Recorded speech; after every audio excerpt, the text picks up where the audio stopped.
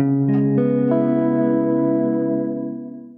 there, you are listening to the Starzology Astrology podcast. I am your host, Alison Price, and I'm here today with my friend Arwynne O'Neill, an astrologer here in Vancouver. And in this episode, we're going to be talking about version 3.5's Chat GPT birth chart. And if that's all news to you, we're going to explain everything to you right now. Yes, indeed. It's good to be here with you, Alison. So, Arwynne, let's just get this straight. So we're talking about version 3.5. Could you just explain what that even means? Sure. So obviously Chat GPT, maybe not obviously, is OpenAI's chat language model. So this is an online language model AI that speaks in natural language, just like if you were asking a person questions about anything in the world. Yes. It launched in November of last year. And the reason it's 3.5 is because they're obviously, with anything technology oriented, you have several versions of something. And often these versions are not made public until they're ready for prime time. Right. And that was the case with Chat GPT in November of last year. It was very much ready for prime time, and it launched to incredible success and fanfare and controversy and much wringing of hands and rending of garments and gnashing of teeth. Yes, every editorial for months, it seems, has been about Chat GPT. Absolutely, yes. And many of which will end with someone saying, and this entire editorial was written by Chat GPT, LOL. Yes. Okay, so we're looking at the version 3.5, and what we're looking at here is actually the birth chart, because we are good astrologers. And so let's just get those birth details down then. Absolutely. So the reason that, I mean, obviously it's not a person, it's an entity, it's an event, it's a Mundane thing. But yes, exactly. So what we've chosen for the launch date is the 30th of November, 2022. And this is the launch of ChatGPT 3.5 to the public. And the time is 11:38 a.m. And the reasoning for that is that was the Twitter announcement that it had gone online. Okay. So that is what we're choosing as the birth, the launch of it. The start chart. Yes, and that's in San Francisco, which is where OpenAI is based. And it's as good a start chart as any for this entity that is now so prevalent and so important in our it's huge. In everyone's and just to be clear, OpenAI is the name of the company. Yes. Yes. So we're clear on that. Absolutely. So for those of you who are new to all of this, and I must admit I'm hanging on, but we're following along because it's super interesting. When these entities have birth times and dates, we want to look at their chart. And that's what we're going to be doing today. Absolutely. And astrology is a really interesting tool for this because it's a metaphorical language where we can find these really interesting kernels of synchronous truth in anything. I've read, just as a weird aside, I've read really interesting chart delineations of fictional characters that are based on the birth time that was available for, let's say, Walter White from Breaking Bad. I've read fascinating articles about the birth chart of that character, which are incredibly detailed and rich and worthwhile for a fan of the show. So anyways, without further ado, let's delve into ChatGPT's birth chart. Okay, this is great. So let's have a look at this birth chart. And what house cups are we on here? We're on Placidus because that's how we roll. That's how we roll, yeah. All right, so perhaps you could just talk us through the chart, some highlights there. Absolutely. So ChatGPT is a Sagittarius, Sun in Sagittarius, Moon in Pisces, Mercury in Sagittarius, and Venus in Sagittarius. So those three, the three planets in Sagittarius are in the 10th house, which is quite interesting, I find, because that's obviously the house of your public image. The sun is conjunct the midheaven, which is super interesting. The midheaven is at 3 degrees Sagittarius, and the sun is at 8 degrees Sagittarius. So obviously that's the chart of a public figure right there. That's someone who's going to... It's most elevated. It's a super strong position for that planet. For sure. And it's interesting that it's conjunct Venus. So that speaks to attractiveness of this, someone who's made it onto the public, like hearts and minds are just rushing to embrace this thing. The popularity, I don't remember the statistics, but there was something about like the adoption rate of Twitter and Facebook, and then it was just absolutely just dwarfed by Chat GPT. As soon as Chat GPT launched, it was adopted by millions of people faster than any other app in the history of the world. Wow. So that's definitely right there. And it's amazing because this just happened less than 6 months ago, and still we are now looking at new birth charts, which is fantastic. And the new version 4.0 launched very recently, but this was the reason we went with version 3.5 is that's the free version that was launched to everybody. Everybody. This is the one you and I have been working with. Yes. Okay. Yeah, absolutely. And interestingly, the rising is Aquarius, so the sign of innovation, the sign of disruption. So Uranus is ruling the chart to start with. Yes, and Uranus is in the third house of communication. Amazing. It's amazing. So if I wanted to do the Holy Trinity for this chart, we're going to go ascendant is Aquarius, the sun is in Sag, and the moon is in Pisces. Yeah. So that would, I would put that below as well. Absolutely. We'll work that out because we do like to do the Holy Trinity. We do love to do that. Yeah. Absolutely. And interestingly, the just a little bit more about Uranus in the third house. It is conjunct the North Node. So the North Node is like your fate, your focus in life, where you're moving towards and going forward to. And they're conjunct within 3 degrees in Taurus. In the house of communication. In the house of communication. Yeah, very interesting. Yeah, and they are also interestingly squared to the ascendant, which is conjunct Saturn. So the ascendant in Aquarius, Saturn and Aquarius, those are conjunct within just a few degrees, and they're squared to all of that stuff in the third house. All right. So is the Saturn in the first house or the 12th house? First. Okay. Yeah, it's right on the cusp of the ascendant. Wow. So that's establishing itself. Yeah, absolutely, establishing itself. It's not going anywhere. But it's squared to Uranus. That's the conflict right there of like the establishment and the innovation. It's right there. But this is this aspect. The Saturn square Uranus is an aspect that is driving at this time that we're in, because it's not just there for that day. It's been it's been within speaking to the disruption, the disruption of technology versus bricks and mortar, work from home versus like you need to come into the office and show your face every day. All the conflicts of our day are just right there in this chart, right on the ascendant. Amazing.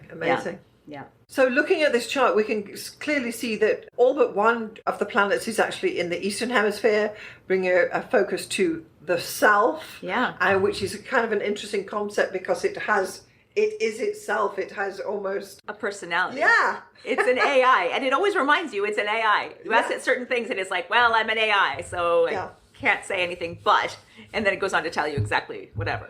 Exactly, and with Sagittarius being on the midheaven there, then Jupiter is actually ruling that hemisphere in its own hemisphere, and Jupiter is well placed there in the first house. There's quite a few first house planets as well. Yeah. Let's just run through those. So we've got Saturn right there conjoined the ascendant, and that's rising. It has to be establishing itself there. Next up, we've got the moon there, which is hopefully bringing. There has been an emotional response to this entity. Mm-hmm. There is this has not been taken dryly like an old biscuit.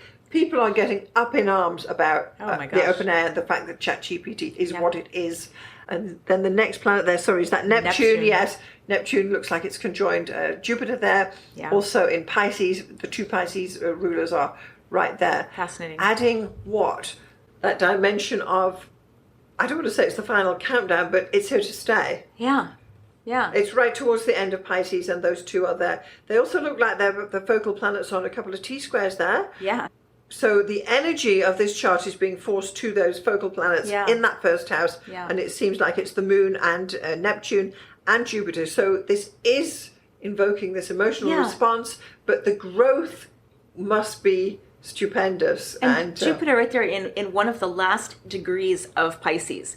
It's like at the very end of the zodiac. It's and everything is pointing, like all of these T-squares, as you say, are pointing right there. Yes. It's anoretic. Yeah. It's a weirdly end timesian kind of image there. And not to, obviously we are pro Chat GPT. We're not, saying it's the heralding the end times, but it's interesting because so many people are saying, is this the end of this type of job or that type of job? Will this, mean the end of blah, blah, blah?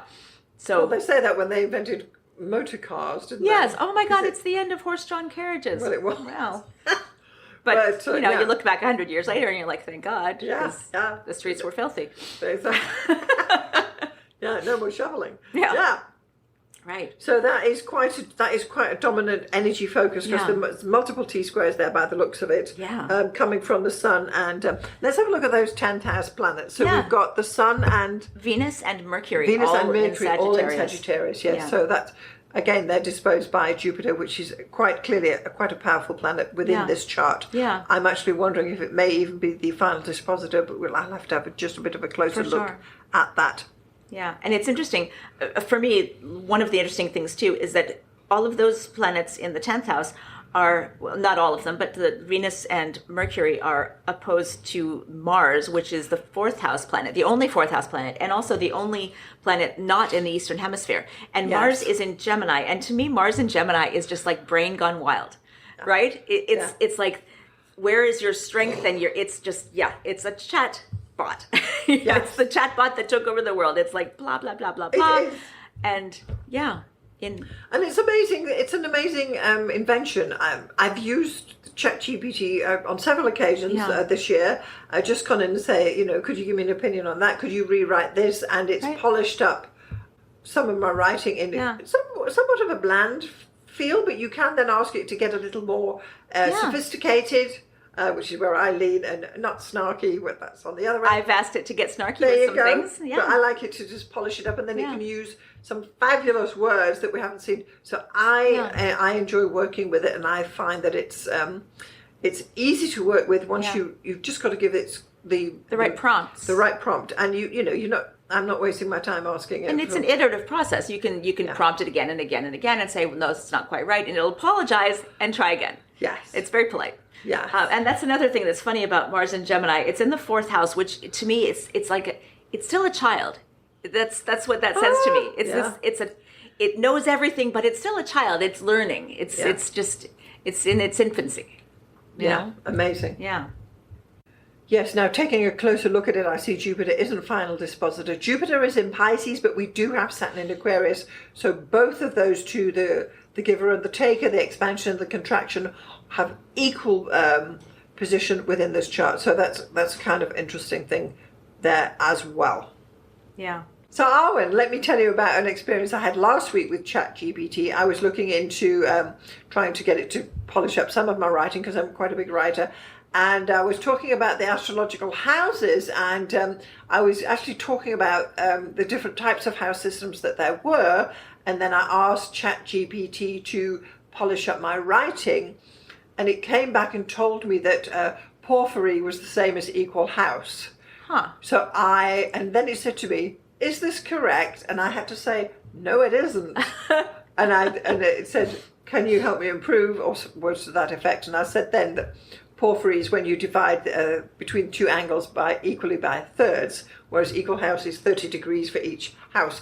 So it doesn't know everything, but it sounded like it did. And if you didn't know the difference, you would have gone down the wrong road, knowing if you didn't know the difference between porphyry and equal house systems. I mean, who does? But anyway, some of us do. And that was interesting that I could correct it, and hopefully, and then when I went back in and asked it again, it knew that porphyry was you divide between the two angles by 30 into 3, and that was kind of interesting. So we did do a previous podcast episode about debating ChatGPT, where we were debating between astrology and religion, and I'll refer you back to that. I'll put a link below to that particular podcast episode if you guys haven't heard it. Yes, absolutely. That was really interesting. And then this time we thought we'd have a look at, can ChatGPT cast a chart? And Arwynne, what results did you get from that? Mixed. So mixed, yes. Yeah, I mean, I went with a chart that I know well, which was my own chart. Right. And it got most things right. It got a couple of things wrong. It very confidently spewed out a bunch of information, and a couple of those things were incorrect. And I corrected it, and it apologized, of course, and said, oh, so with the corrected information, here's the new information. I had to correct it a few times, which is fine. But so the lesson in that is for anyone who's going, for getting their chart interpreted, don't use Chat GPT for that. It's great for when you know something and you want more information, or it could be great for some other topic, but definitely it's not great for chart delineation at this point. Maybe the next version will be. Maybe it'll be amazing. Yeah, I found that when I asked it to calculate my chart, that it got all the planets correct bar 2, and then it had the correct interpretations for those planets that were right. But the 2 planets that were wrong were wrong, because they just were.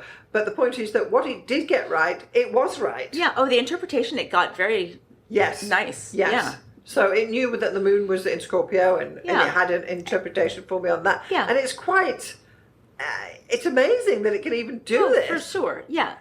And of course, I suppose in time to come, this time next year or whenever you're listening to this, it will really have polished these things up, because people will be correcting it on these things. And I mean, also, it's the version that we're using was completed in 2021. So it'll even say in the disclaimer at the beginning, it doesn't have a lot of information about current events after 2021.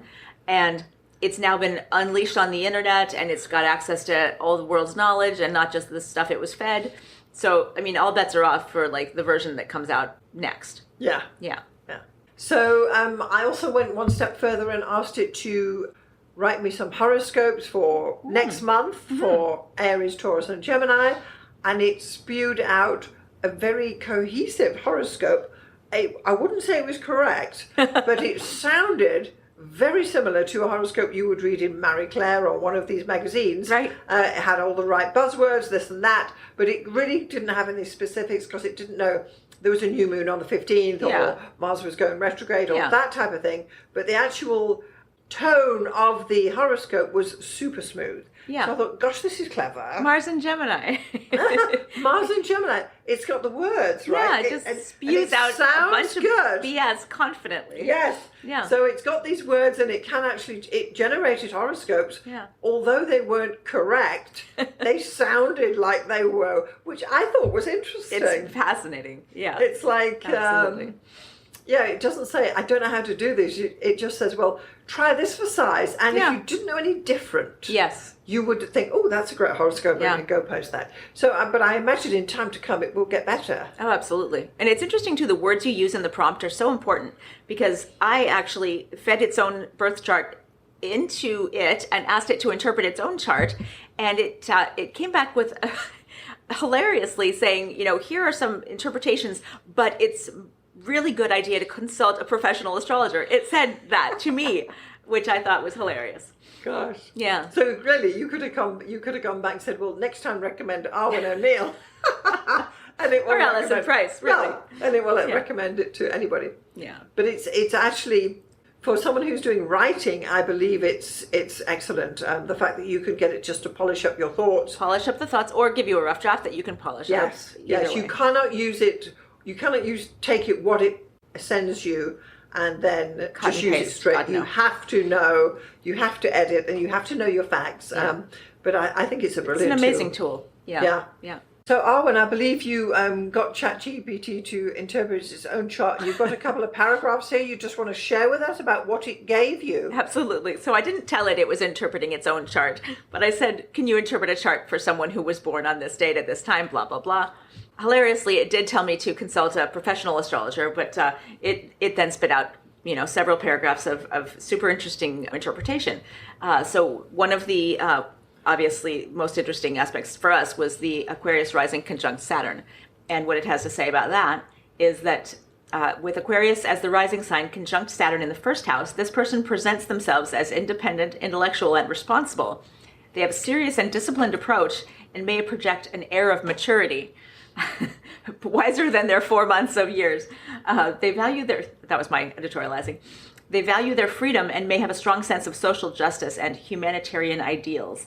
It's amazing that it could actually calculate the chart and get the ascendant right, and the fact that Saturn was right there conjoined the ascendant. Well, it needed a little pushing. A little bit of help from the pro astrologer. Okay, guys. Yeah, great. I did have to feed That's in a few great. of Well, those I'm things. glad to hear that. And what else do you have there? Okay, so we've got Uranus square Saturn, which I think is one of the more interesting aspects. It says that this square indicates a tension between tradition and change, structure and freedom. This individual may experience a constant push-pull between their desire for stability and their need for independence and innovation. This aspect can lead to disruptions and challenges in their life, forcing them to find a balance between old and new and to integrate these seemingly conflicting energies. And that's pretty darn good. Yeah, absolutely. And finally, Uranus conjunct the North Node in the third house, which we already spoke about. But this is the interpretation Chat GPT has about its own aspect.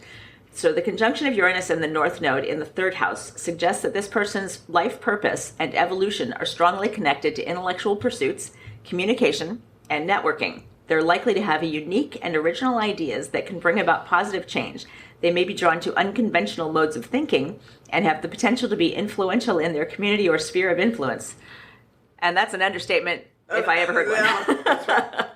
I think it's brilliant. I really do. And it's cohesive. It's organized. The tone is very, I wouldn't say bland. It's a little vanilla, but you can work on that. Yeah. But the fact that it's actually been able to draw all this information and regurgitate it out to us is amazing. And clearly, this is a tool to be used. I think people were saying that Chat GPT itself will not take over, well, in our case, astrologers' roles, but astrologers who use it will be able to rise higher because it's quicker, and you still need to know the astrology you want to talk about, that you want to talk about this aspect or that aspect or whatever, but it can then polish what it is you're trying to say and get your thoughts cohesive. Yeah. And I think that is its strength. Yeah. What would you say? Absolutely. And I mean, if I was an astrologer who had a job writing horoscopes, I mean, that's one of the more tedious things I can think of to constantly come up with some new little tidbit of something that's going to apply to most of the population, 1/12 of, you know, but yet still have some specificity to it. Yet another new moon. Yeah. Right. And if you're feeding in the right prompts, it's going to come up with something that's passable that you can then tweak and add something poetic. Yes. I mean, it's not going to create a, Rob Bresney style free will astrology. It's not going to create something poetic and profound and amazing for you. It's going to create something passable that you can build on. For now. It might, in the future, surprise us. Yeah. And I have no doubt that it will. So let's, as we're embracing this new technology, Arwynne, how do you see yourself using this new technology of Chat GPT in your astrology practice? I mean, as a research astrologer, my practice is basically just me being curious about things and looking them up and doing the research and being fascinated by what I find. And I'm not... And you can use Chat GPT to... Yeah. I mean, absolutely. It's just yet another tool. It's parallel to Google. I'm going to continue to use Wikipedia, Google Books, blah, blah, blah. But this is yet another just tool in the toolbox. And it's just fascinating. I think we discussed this in the last podcast about ChatGPT, how one of the first things I asked it to do was to write me a sonnet about a zombie killing girl in the zombie apocalypse, and like how impressed I was that it was able to write in iambic pentameter about a zombie killing little girl and come up with like a clever, funny ending. Gosh. Which is like, what? Yeah. Yeah, you wonder what Shakespeare would have made of it. It would probably just, He would have been like, zombies, what? Yeah, well, like exactly. Frankenstein. Yeah, 100 years off, but... Yeah, for myself, I see it as a way to, although I have, because I've got to tell you, with Mercury and the Ascendant, I've got my own opinions about everything. Yeah. But when I'm trying to gather my thoughts and put episodes together or chapters together or whatever it is I have to be working on, I know what my main points are, and I can get it to flesh things out and polish my sometimes clumsy sentences. Although it's still my opinion, and that's what I like about it, though, that it actually does phrase things a little better than I do, because I just tend to blurt things out a bit and come over a little bit. So it's softening the blow almost, but I do have to sell it specifically. I want to talk about a new moon in Cancer, and it can go so far, but it doesn't do a full interpretation yet. But what it does present me is more than adequate, and I can say specifically, give me 100 words in a sophisticated tone, and I do like what I'm getting. So I'm certainly going to be using it again in the future. Yeah, absolutely. And I think that's kind of the key to just embracing this new technology. I mean, in whatever form we need it to do something that where we fall short. Like for me, it's not the polished. I can polish, but I sometimes struggle with like the blank page. Right. So if I want like a topic of when we've done Jupiter going into Taurus, exactly. I asked it, what are some of the implications for society and blah blah blah, and it spit out a bunch of stuff. And I mean, it wasn't always the greatest, but it was something to start with. Something to start with, and that's super valuable. Yes, this is it. And I was just thinking now that there are two. As far as I'm concerned, there are two main things that are driving this particular entity forward, and the one is the Saturn square Uranus that we are dealing with at the moment, and it's not just happening over 1 week. Right. It's quite a theme going on during this period. And then the second thing is the Pluto moving into Aquarius, which I believe has triggered this as well. Absolutely, and for me, this is like right in my area of interest, which is generational astrology, generational aspects, things that affect the world, not just like one or two people's charts at a time or small little segment of time. I mean, these are generation defining aspects, and for sure it's those two things. Absolutely, I agree. That's brought it to the fore in the public domain, which is really where it is. In a way, I always find it interesting that we talk about it as it, whereas as I've said before, that if it was something like Siri, where I can say she, it just somehow it seems to make more sense. But I suppose that's just the way it is. Yeah, it's funny. When I was doing its chart, I have astro.com is my go-to for just plugging in like any kind of like friends, family, and celebrities or historical figures that I want to just do their chart really quickly, because it just will spit out like a perfect chart, and then you can do interpretations and blah, blah, blah.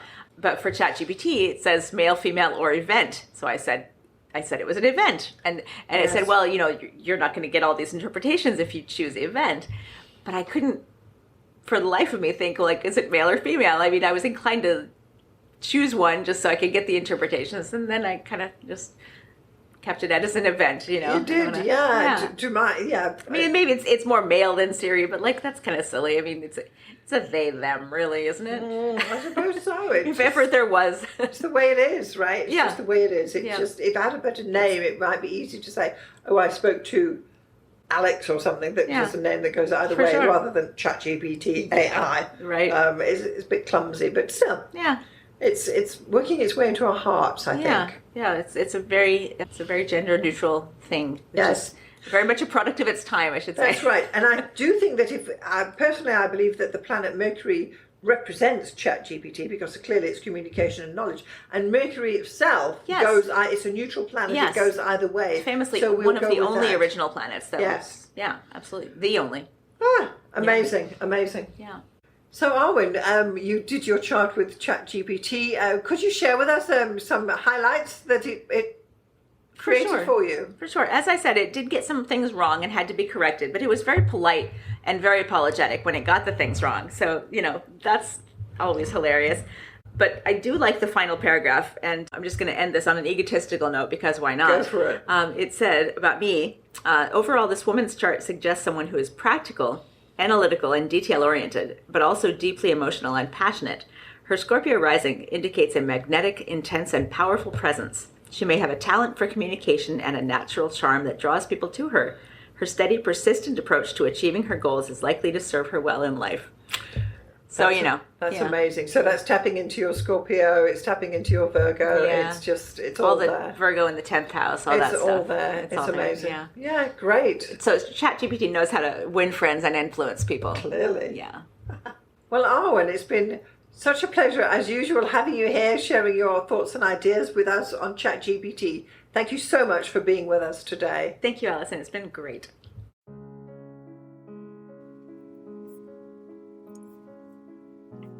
Thanks so much for getting this far through the episode.